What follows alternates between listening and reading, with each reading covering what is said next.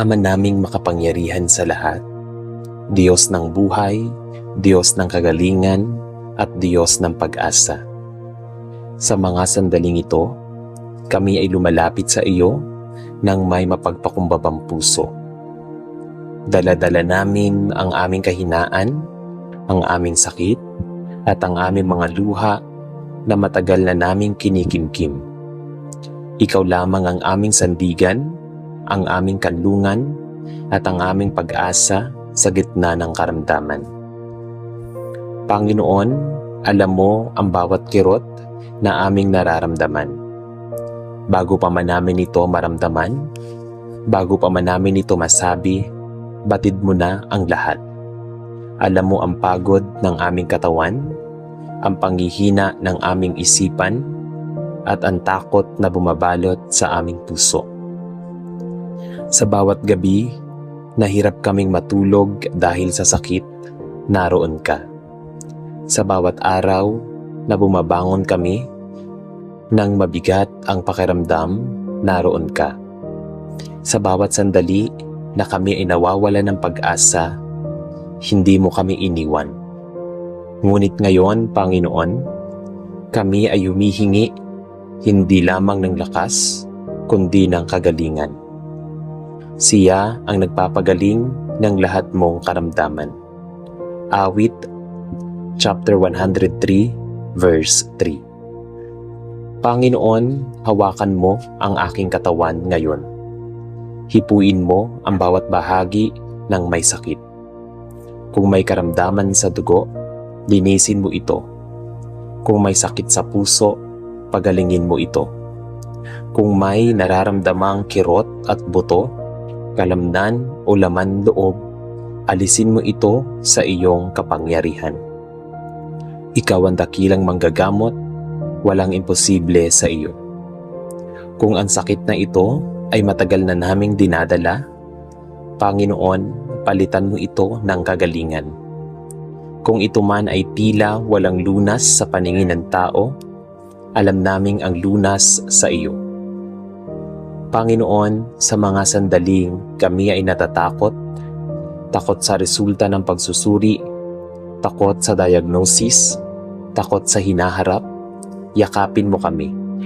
Ipaalala mo sa amin na hindi kami nag-iisa. Huwag kang matakot sapagkat ako ay sumasa iyo. Isaiah chapter 41 verse 10. Diyos ko, minsan hindi namin naiintindihan kung bakit may sakit, kung bakit may paghihirap, kung bakit may mga pagkakataon na tila kami ay pinanghihinaan.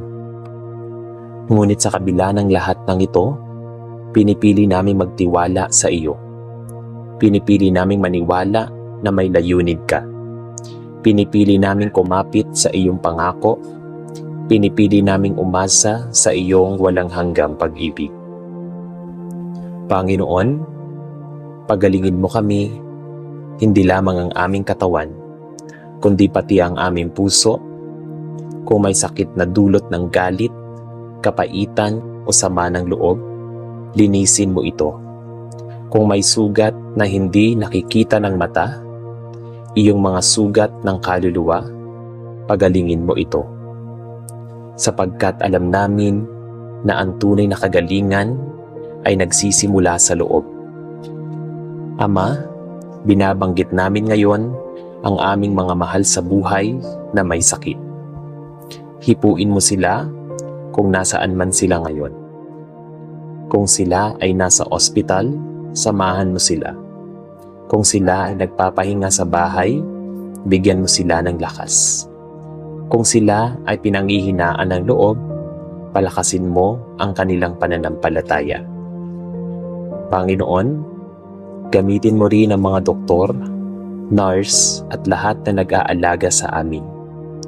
Bigyan mo sila ng karunungan, gabay at tamang kaalaman upang kami ay matulungan. Pagpalain mo ang bawat gamot, bawat proseso at bawat hakbang patungo sa aming pagaling. Ako ang Panginoon na nagpapagaling sa iyo. Exodus chapter 15 verse 26. Sa bawat paghinga namin ngayon, ipinagkakatiwala namin sa iyo ang aming buhay. Sa bawat tibok ng aming puso, ipinapaubaya namin sa iyo ang aming kinabukasan. Sa bawat luha na pumapatak, naniniwala kaming ito ay iyong pinapansin. Panginoon, kung ang kagalingan ay darating sa unti-unting paraan, bigyan mo kami ng pasensya. Kung ito ay darating sa himala, turuan mo kaming magpasalamat. At kung sa gitna ng sakit ay kailangan naming magtiis, bigyan mo kami ng lakas na hindi magmumula sa aming sarili, kundi mula sa iyo. Hindi kami susuko, Panginoon. Hindi kami mawawalan ng pag-asa. Dahil ikaw ang Diyos na buhay, Diyos na nagpapagaling. Maraming salamat, Ama, sapagkat kahit hindi pa man namin nakikita ang kabuuan ng aming kagalingan, naniniwala kami na ikaw ay kumikilos na ngayon. Nararamdaman na namin ang iyong presensya. Nararamdaman na namin ang iyong pag-ibig. Nararamdaman na namin ang iyong kapangyarihan na dumadaloy sa aming buong pagkatao. At sa oras na kami ay tuluyang gumaling, ipapangako namin na ikaw ang aming pupurihin. Ikaw ang aming ipagbubunyi. Ikaw ang aming itataas sa lahat ng pagkakataon. Sapagkat ikaw lamang ang may kakayahang magbigay ng tunay na kagalingan, pisikal man, emotional o espiritual. Ito ang aming panalangin na may buong pagtitiwala, na may buong pag-asa, at may pusong umaasa lamang sa iyo. Sa pangalan ni Jesus. Amen. Panginoon kong Diyos, sa mga sandaling ito ng katahimikan, muli akong lumalapit sa iyo. Hindi bilang malakas, kundi bilang isang taong sugatan, pagod at nangangailangan ng iyong kagalingan. Alam mo, Panginoon, kung gaano kabigat ang dinadala ko. May mga araw na pilit akong bumabangon kahit ang katawan ko ay sumisigaw na ng pagod. May mga gabi na hindi ako makatulog dahil sa kirot, dahil sa kaba, dahil sa mga tanong na walang kasiguraduhan. Gagaling pa ba ako? Kailan matatapos ang sakit na ito? May pag-asa pa ba? At sa gitna ng mga tanong na ito, Panginoon, ikaw ang hinahanap ng puso ko. Lumalapit ako, kayong lahat ng napapagod at nabibigatan, at kayo ay aking bibigyan ng kapahingahan. Mateo chapter 11 verse 28.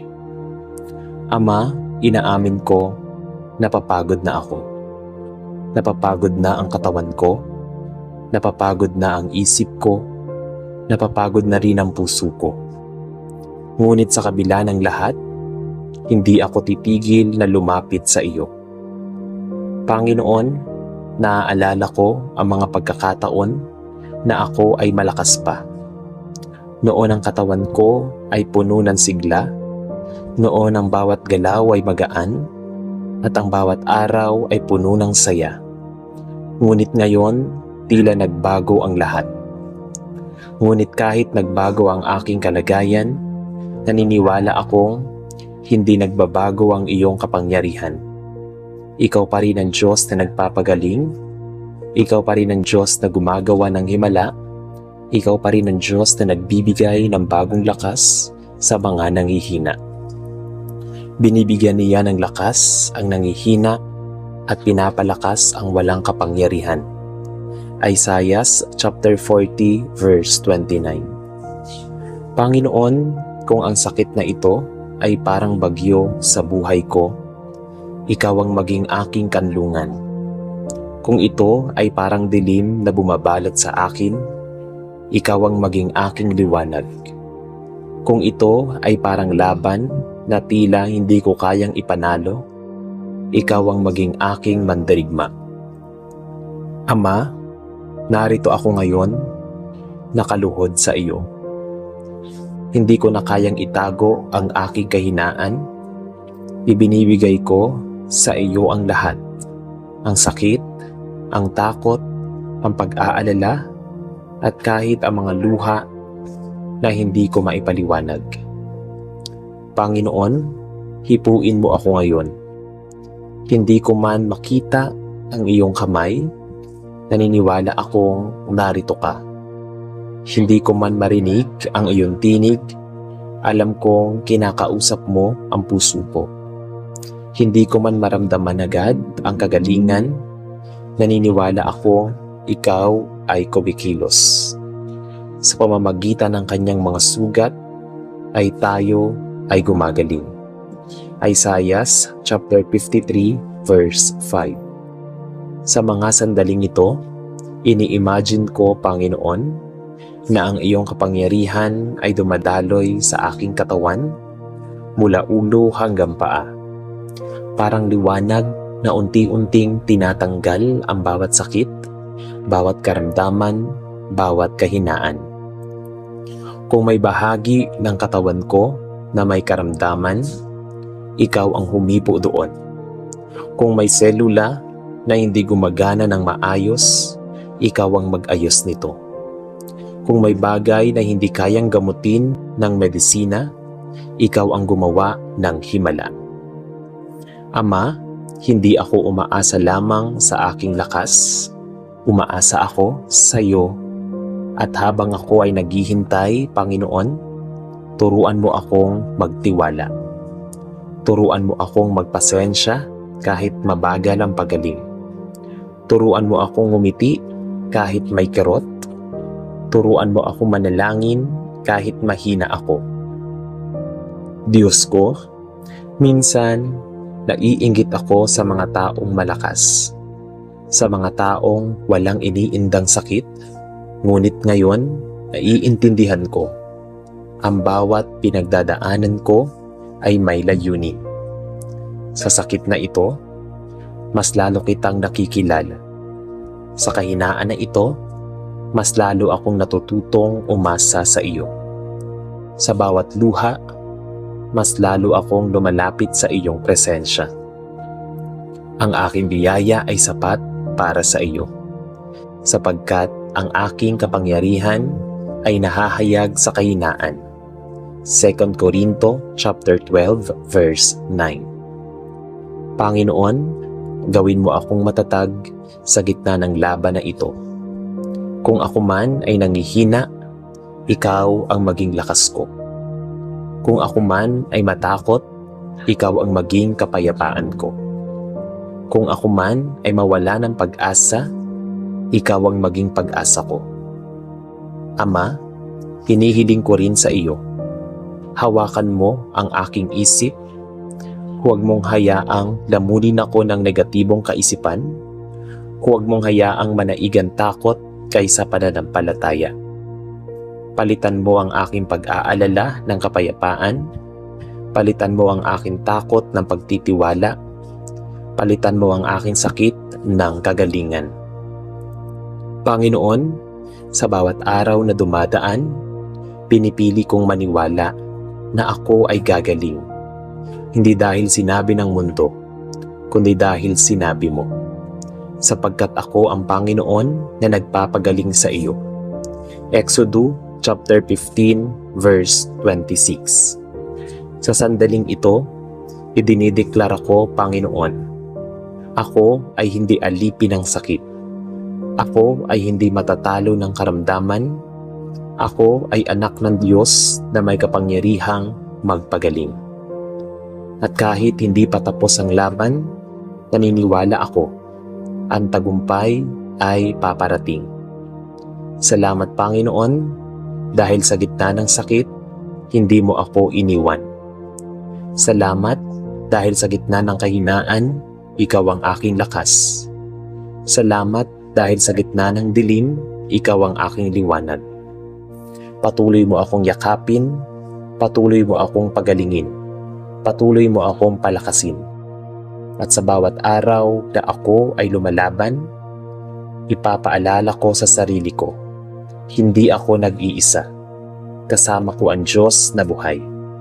Ito ang aking panalangin na may luha ngunit may pag-asa, na may sakit ngunit may pananampalataya, at may pusong buo ang pagtitiwala sa iyo.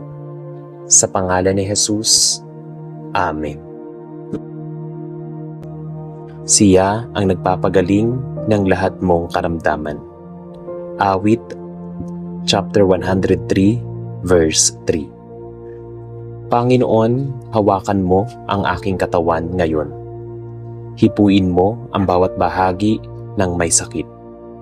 Kung may karamdaman sa dugo, linisin mo ito. Kung may sakit sa puso, pagalingin mo ito.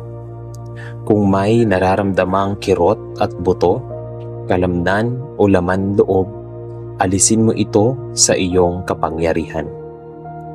Ikaw ang dakilang manggagamot, walang imposible sa iyo. Kung ang sakit na ito ay matagal na naming dinadala, Panginoon, palitan mo ito ng kagalingan. Kung ito man ay tila walang lunas sa paningin ng tao, alam naming ang lunas sa iyo. Panginoon, sa mga sandaling kami ay natatakot, takot sa resulta ng pagsusuri, takot sa diagnosis, takot sa hinaharap, yakapin mo kami. Ipaalala mo sa amin na hindi kami nag-iisa. Huwag kang matakot sapagkat ako ay sumasa iyo. Isaiah chapter 41 verse 10. Diyos ko, minsan hindi namin naiintindihan kung bakit may sakit, kung bakit may paghihirap, kung bakit may mga pagkakataon na tila kami ay pinanghihinaan. Ngunit sa kabila ng lahat ng ito, pinipili naming magtiwala sa iyo. Pinipili naming maniwala na may layunin ka. Pinipili naming kumapit sa iyong pangako. Pinipili naming umasa sa iyong walang hanggang pag-ibig. Panginoon, pagalingin mo kami, hindi lamang ang aming katawan, kundi pati ang aming puso. Kung may sakit na dulot ng galit, kapaitan o sama ng loob, linisin mo ito. Kung may sugat na hindi nakikita ng mata, iyong mga sugat ng kaluluwa, pagalingin mo ito. Sapagkat alam namin na ang tunay na kagalingan ay nagsisimula sa loob. Ama, binabanggit namin ngayon ang aming mga mahal sa buhay na may sakit. Hipuin mo sila kung nasaan man sila ngayon. Kung sila ay nasa ospital, samahan mo sila. Kung sila ay nagpapahinga sa bahay, bigyan mo sila ng lakas. Kung sila ay pinanghihinaan ng loob, palakasin mo ang kanilang pananampalataya. Panginoon, gamitin mo rin ang mga doktor, nurse at lahat na nag-aalaga sa amin. Bigyan mo sila ng karunungan, gabay at tamang kaalaman upang kami ay matulungan. Pagpalain mo ang bawat gamot, bawat proseso at bawat hakbang patungo sa aming pagaling. Ako ang Panginoon na nagpapagaling sa iyo. Exodus chapter 15 verse 26. Sa bawat paghinga namin ngayon, ipinagkakatiwala namin sa iyo ang aming buhay. Sa bawat tibok ng aming puso, ipinapaubaya namin sa iyo ang aming kinabukasan. Sa bawat luha na pumapatak, naniniwala kaming ito ay iyong pinapansin. Panginoon, kung ang kagalingan ay darating sa unti-unting paraan, bigyan mo kami ng pasensya. Kung ito ay darating sa himala, turuan mo kaming magpasalamat. At kung sa gitna ng sakit ay kailangan naming magtiis, bigyan mo kami ng lakas na hindi magmumula sa aming sarili, kundi mula sa iyo.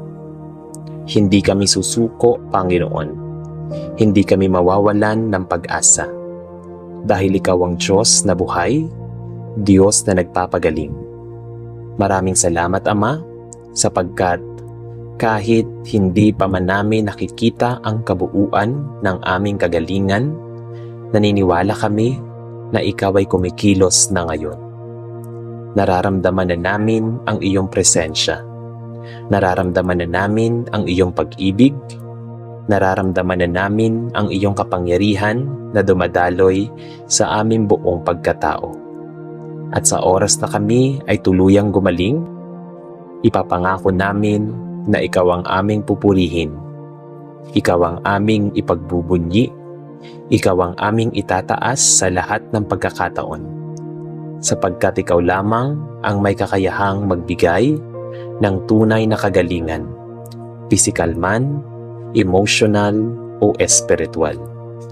Ito ang aming panalangin na may buong pagtitiwala, na may buong pag-asa at may pusong umaasa lamang sa iyo. Sa pangalan ni Jesus. Amen.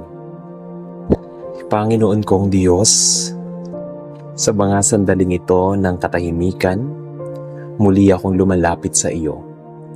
Hindi bilang malakas, kundi bilang isang taong sugatan, pagod at nangangailangan ng iyong kagalingan. Alam mo, Panginoon, kung gaano kabigat ang dinadala ko.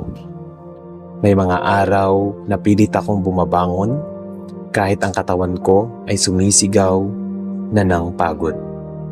May mga gabi na hindi ako makatulog dahil sa kirot, dahil sa kaba, dahil sa mga tanong na walang kasiguraduhan. Gagaling pa ba ako? Kailan matatapos ang sakit na ito? May pag-asa pa ba? At sa gitna ng mga tanong na ito, Panginoon, ikaw ang hinahanap ng puso ko. Lumalapit ako, kayong lahat ng napapagod at nabibigatan, at kayo ay aking bibigyan ng kapahingahan. Mateo chapter 11 verse 28. Ama, inaamin ko, napapagod na ako. Napapagod na ang katawan ko, napapagod na ang isip ko, napapagod na rin ang puso ko. Ngunit sa kabila ng lahat, hindi ako titigil na lumapit sa iyo. Panginoon, naaalala ko ang mga pagkakataon na ako ay malakas pa. Noon ang katawan ko ay puno ng sigla, noon ang bawat galaw ay magaan, at ang bawat araw ay puno ng saya. Ngunit ngayon, tila nagbago ang lahat. Ngunit kahit nagbago ang aking kalagayan, naniniwala akong hindi nagbabago ang iyong kapangyarihan. Ikaw pa rin ang Diyos na nagpapagaling. Ikaw pa rin ang Diyos na gumagawa ng himala. Ikaw pa rin ang Diyos na nagbibigay ng bagong lakas sa mga nanghihina. Binibigyan niya ng lakas ang nanghihina at pinapalakas ang walang kapangyarihan. Isaiah chapter 40 verse 29. Panginoon, kung ang sakit na ito ay parang bagyo sa buhay ko, ikaw ang maging aking kanlungan. Kung ito ay parang dilim na bumabalot sa akin, ikaw ang maging aking liwanag. Kung ito ay parang laban na tila hindi ko kayang ipanalo, ikaw ang maging aking mandirigma. Ama, narito ako ngayon, nakaluhod sa iyo. Hindi ko na kayang itago ang aking kahinaan. Ibinibigay ko sa iyo ang lahat. Ang sakit, ang takot, ang pag-aalala, at kahit ang mga luha na hindi ko maipaliwanag. Panginoon, hipuin mo ako ngayon. Hindi ko man makita ang iyong kamay, naniniwala akong narito ka. Hindi ko man marinig ang iyong tinig, alam kong kinakausap mo ang puso ko. Hindi ko man maramdaman agad ang kagalingan, naniniwala ako ikaw ay kumikilos. Sa pamamagitan ng kanyang mga sugat, ay tayo ay gumagaling. Isaiah chapter 53 verse 5. Sa mga sandaling ito, ini-imagine ko, Panginoon, na ang iyong kapangyarihan ay dumadaloy sa aking katawan mula ulo hanggang paa. Parang liwanag na unti-unting tinatanggal ang bawat sakit, bawat karamdaman, bawat kahinaan. Kung may bahagi ng katawan ko na may karamdaman, ikaw ang humipo doon. Kung may selula na hindi gumagana ng maayos, ikaw ang mag-ayos nito. Kung may bagay na hindi kayang gamutin ng medisina, ikaw ang gumawa ng himala. Ama, hindi ako umaasa lamang sa aking lakas. Umaasa ako sa iyo. At habang ako ay naghihintay, Panginoon, turuan mo akong magtiwala. Turuan mo akong magpasensya kahit mabagal ang pagaling. Turuan mo akong ngumiti kahit may kirot. Turuan mo akong manalangin kahit mahina ako. Diyos ko, minsan naiinggit ako sa mga taong malakas, sa mga taong walang iniindang sakit. Ngunit ngayon, naiintindihan ko, ang bawat pinagdadaanan ko ay may layunin. Sa sakit na ito, mas lalo kitang nakikilala. Sa kahinaan na ito, mas lalo akong natututong umasa sa iyo. Sa bawat luha, mas lalo akong lumalapit sa iyong presensya. Ang aking biyaya ay sapat para sa iyo, sapagkat ang aking kapangyarihan ay nahahayag sa kahinaan. 2 Corinto chapter 12 verse 9. Panginoon, gawin mo akong matatag sa gitna ng laban na ito. Kung ako man ay nangihina, ikaw ang maging lakas ko. Kung ako man ay matakot, ikaw ang maging kapayapaan ko. Kung ako man ay mawala ng pag-asa, ikaw ang maging pag-asa ko. Ama, hinihiling ko rin sa iyo. Hawakan mo ang aking isip. Huwag mong hayaang lamunin ako ng negatibong kaisipan. Huwag mong hayaang manaigan takot kaysa pananampalataya. Palitan mo ang aking pag-aalala ng kapayapaan. Palitan mo ang aking takot ng pagtitiwala. Palitan mo ang aking sakit ng kagalingan. Panginoon, sa bawat araw na dumadaan, pinipili kong maniwala na ako ay gagaling. Hindi dahil sinabi ng mundo, kundi dahil sinabi mo. Sapagkat ako ang Panginoon na nagpapagaling sa iyo.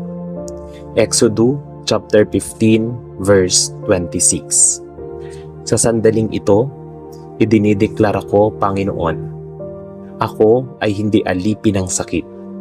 Ako ay hindi matatalo ng karamdaman.